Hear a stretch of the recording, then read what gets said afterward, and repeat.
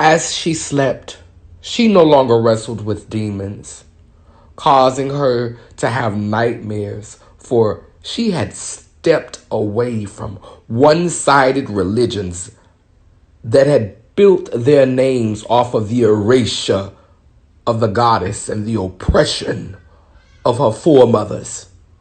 She had come into the awareness that the evil she fought in her dreams was indeed her own ignorance of self. Now she could rise each day in this truth. She was and is an expression of wholeness.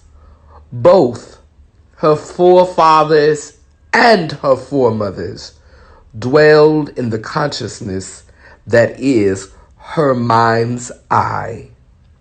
They overflow from her spirit in fruitful abundance, guarded by angels and ancients.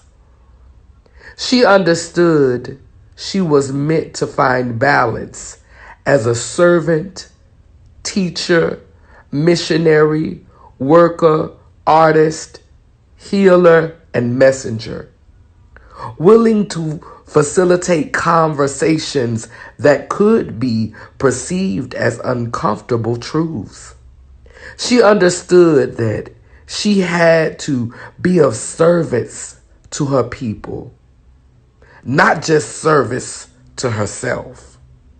But in order to have balance, she must also sit in the fullness of her truth as a bold testimony to the resilience of all who've been afflicted, cast out, addicted, imprisoned, and oppressed, serving as an inspiration and a symbol of the capacity of the eternal spirit, willing to build behind the scenes and stand in the back of the line so that her people could rise up and move ahead, bringing both leaders and servants to the same table, a common ground where they could begin a conversation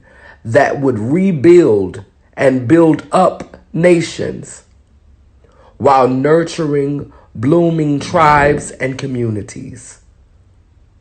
She has been called many names, but the one that is most important to remember is love, because love is her greatest motivation.